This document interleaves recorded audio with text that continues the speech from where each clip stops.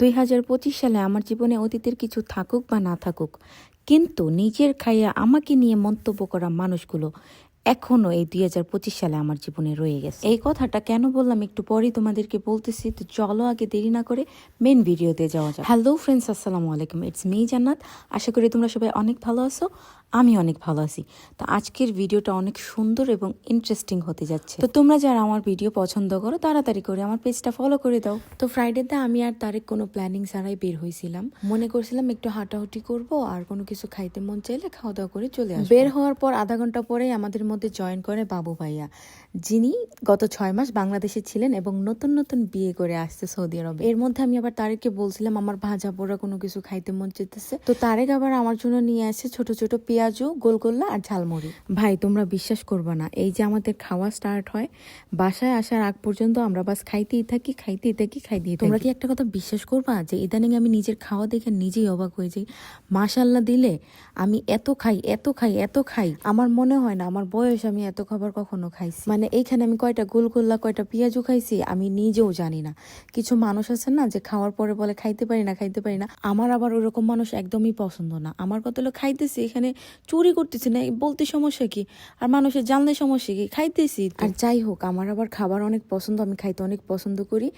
আর এখানে কিন্তু শেষ না, খাওয়া তো মাত্র শুরু, এখনো তো পুরো রাত বাস খাওয়া দাওয়াই করবো। তো তারপরে আবার আমাদের মাঝখানে জয়েন করে তারেকের আরো 2জন বন্ধু, একজন তো সানবীর ভাইয়া, সবাই চিনো, আরেকজন হলো হৃদয় ভাইয়া। তো সবাই মিলে প্ল্যান করা হয় আমরা কোথায় যাব, এবং যাওয়ার পথে আমরা কফি শপ থেকে কফি নিয়ে নিই এবং ডোনাটস নিয়ে নিই। তো আমাদের প্ল্যানিং ছিল বাইরে যেহেতু ঠান্ডা পড়ছে, তো রাস্তার সাইডে দাঁড়ায় স্টলগুলো থেকে ভুট্টা পোড়া, ফ্রেঞ্চ ফ্রাই, আবিজাবি ইত্যাদি খাওয়া দাওয়া করবো। তো আমরা সবাই মিলে চলে গিয়েছিলাম প্রায় রিয়াদের শেষ প্রান্তে তুমামা রোডে। ওইখানে মেন রোডের সাইডে অনেক স্টল বসে, একটু পরপরই স্টল দেখা যায়।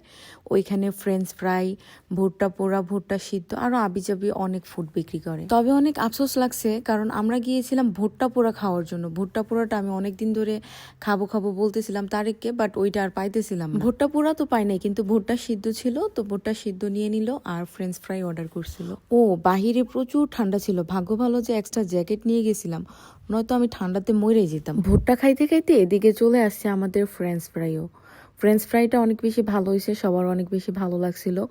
ওনারা সস টস আবিজাবি 7-8টা অনেক কিছু দিয়ে দিছিল। সবচেয়ে বড় কথা হইলো কি জানো, যে এগুলো কিন্তু এত দামি খাবার না, কিন্তু তারপর আমরা এত আনন্দের সাথে খাইছি কিভাবে জানো, এই যে ঠান্ডার মধ্যে রাস্তার মধ্যে দাঁড়ায়া সবাই একসাথে আড্ডা দিয়ে যে খাইছি, ওইটাই সবচেয়ে বেশি ভালো লাগছে। তো এখন আমি তোমাদেরকে বলি যে ভিডিওর শুরুতে আমি এমন করে কেন বললাম। কিছু মানুষ আছে যারা আমি ভিডিও আপলোড করার সাথে সাথে আইসা উল্টাপাল্টা কমেন্ট করা শুরু করে দেয়, নাটক করি, ঢং করি, এমন তেমন, আমি খারাপ, আমার হাজবেন্ড বউ ব্যবসায়ী, দুনিয়ার মানে কি কমেন্ট করে একমাত্র আল্লাহই জানে আর তারাই জানে। আর যারা কমেন্ট করে তাদের কিন্তু পার্সোনালি আমি চিনি না, এবং তারাও কিন্তু পার্সোনালি আমাকে চিনে না। এখন সবচেয়ে বড় কথা হলো যে একজন মানুষকে যদি আমি পার্সোনালি না চিনি, সরাসরি তাকে যদি না জানি, তো তাকে নিয়ে বাজে মন্তব্য আমি কিভাবে করব? আমি কেমন সেটা একমাত্র আমার আশেপাশের মানুষ বা যারা আমার সাথে চলাফেরা করে তারাই জানে যে আমি কেমন।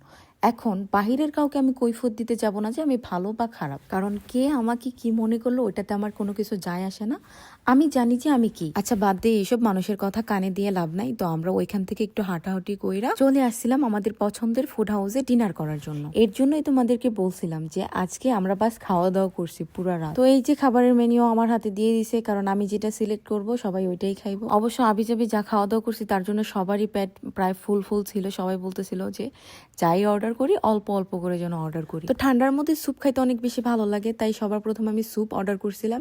আর এই স্যুপটা আমাদের স্পেশালি ওইখানে যে শেফ ছিল উনি রেডি করে দিছে, কারণ উনি আমাদের চিনে এবং আমাদের ভিডিও দেখে। আর আমরা যখনই যাই ফুড হাউসে উনি আমাদেরকে দেখতে পারলেই আইসা আমাদের সাথে কথা বলে, বসে গল্প করে। আর সবচেয়ে বড় কথা হলো ভাইয়ার হাতের এই স্যুপটা এত বেশি ভালো লাগছে, আমরা সবাই পছন্দ করছি। তো এই যে স্যুপটা ট্রাই করার পরে আমি আবার সবাইকে বলতেছি তোমরা স্যুপটা ট্রাই করে দেখো, অনেক বেশি ভালো। ঠান্ডার মধ্যে গরম গরম আর একটু স্পাইসি স্যুপ হইলে আর কি লাগে বলো। তো স্যুপ খাইতে এদিকে আমাদের খাবার চলে আসছে, আর খাবারের মধ্যে অর্ডার করেছিলাম ফিশ আর বিরিয়ানি। ও সাথে আবার সালাদও ছিল। তো সালাদটা আবার শেফ ভাইয়া ওনার তরফ থেকে দিছিল। আমি বারবার শেফ ভাইয়া বলতেছি, লজ্জার সহিত বলতে হইতেছে যে ওনারা এতদিন ধরে চিনি, ওনার নামই জানি না। ভাইয়া যদি আমার ভিডিও দেখেন তাহলে কমেন্ট করে আপনার নামটা বললেন, ওকে? তো আমরা আবার ভাইয়াকে বলছিলাম আমাদের সাথে জয়েন হওয়ার জন্য। তারপর কি সবাই একসাথে খাওয়া দাওয়া করলাম, আর সবাই মিলে একসাথে খাওয়া দাওয়া করার মজাই আলাদা। আজকের মতো আমাদের খাওয়া দাওয়া এই পর্যন্তই শেষ, এবং আজকের মতো আমাদের ভিডিও প্রায় এই পর্যন্তই শেষ। তো যারা যারা এত সময় নিয়ে শেষ পর্যন্ত আমার ভিডিও দেখছো তাদেরকে অনেক অনেক ধন্যবাদ। সবাই অনেক অনেক ভালো থাকবা। টাটা, বাই বাই, আল্লাহ হাফিজ।